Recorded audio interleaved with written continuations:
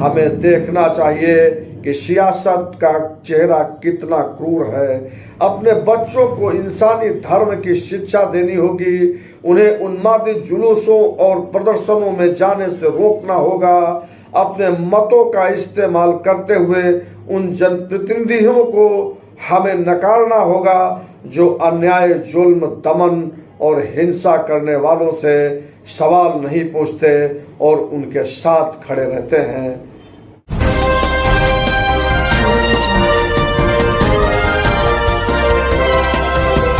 भाकपा माले के राज्य सचिव सुधाकर यादव के नेतृत्व में महाराजगंज कस्बे व आसपास गांवों का दौरा करने के उपरांत एक रिपोर्ट जारी करते हुए कहा कि बहराइच के महाराजगंज कस्बे में हुई सांप्रदायिक हिंसा पूर्व नियोजित थी। पुलिस की भूमिका पर कस्बे का हर नागरिक सवाल उठा रहा है।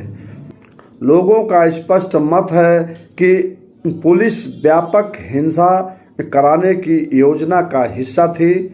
इसीलिए डीजे में बजने वाले भड़काऊ व अल्पसंख्यक समाज को अपमानित करने वाले गाने बजाने से उन्हें नहीं रोका गया। न ही विसर्जन यात्रा को अब्दुल हमीद के घर और मस्जिद के बीच में रोकने एवं उत्तेजनापूर्ण स्थिति पैदा होने से बचाने में कोई रुचि दिखाई। राम गोपाल मिश्रा को अब्दुल हमीद की छत पर चढ़ने, झंडा उतारने व भगवा ध्वज लहराने से भी नहीं रोका। पुलिस अगर इनमें से कोई एक काम भी करती तो उत्पातियों के मंसूबों को नाकाम किया जा सकता था। भाकपा माले ने घटना की स्वतंत्र व निष्पक्ष जांच के लिए हाई कोर्ट के सिटिंग जज की अध्यक्षता में समिति गठित करने, दोषियों को सजा देने, हिंसा से प्रभावित दुकानदारों और निवासियों को उचित मुआवजा देने, उनका पुनर्वास करने, सांप्रदायिक सौहार्द सुनिश्चित करने और घटना की पुनरावृत्ति को रोकने की मांग की।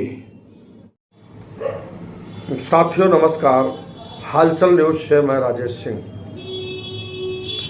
बहराइच के दंगों के पीछे प्रदेश की भाजपा सरकार पर यह आरोप लगाया जा रहा है कि सांप्रदायिक हिंसा एक सोची समझी रणनीति के तहत चुनावी लाभ लेने के लिए कराई गई। प्रदेश में उपचुनाव होने जा रहे हैं और उत्तर प्रदेश भाजपा सरकार के मुखिया का राजनीतिक भविष्य यही उपचुनाव तय करने वाले हैं। अपनी साख और अपने वजूद को बचाने के लिए भाजपा के पास सांप्रदायिक हिंसा फैलाकर दंगे और कत्लेआम करवाने का आजमाया हुआ नुस्खा है। समाज को सांप्रदायिकता की आग में झोंकने के बाद सियासी लाभ हमेशा हिंदू पक्ष को ही मिलता रहा है, जिसके कई उदाहरण आजाद भारत के इतिहास में हैं। चूंकि भारतीय जनता पार्टी हिंदुत्व के सहारे ही पलती पड़ती हुई दिल्ली की सत्ता पर काबिज होने में कामयाब रही।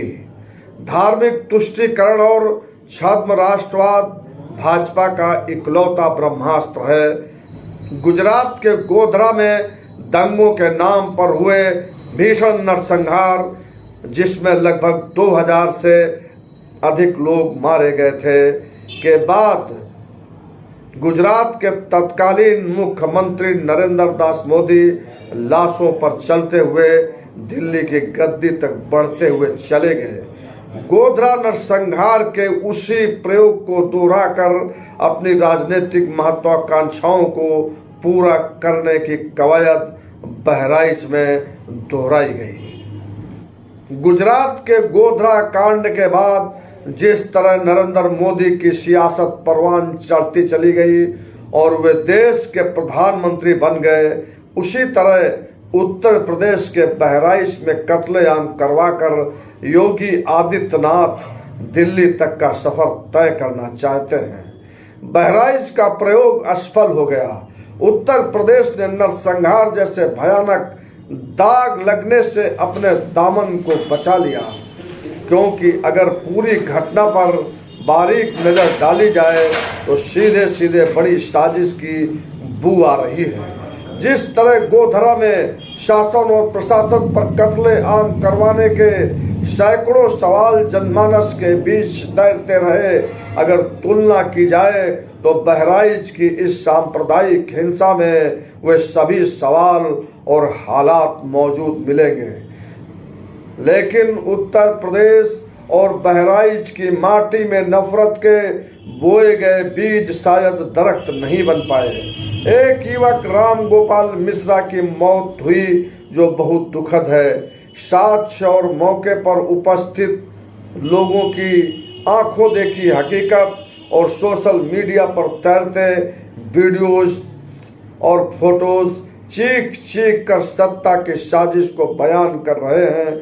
जो हुआ और जो हो रहा है वो इस देश के लिए, इंसानियत के लिए, आने वाली पीढ़ियों के लिए बहुत घातक है। इन घटनाओं से हमें सीख लेनी चाहिए। हमें देखना चाहिए कि सियासत का चेहरा कितना क्रूर है। अपने बच्चों को इंसानी धर्म की शिक्षा देनी होगी। उन्हें उन्मादी जुलूसों और प्रदर्शनों में जाने से रोकना होगा।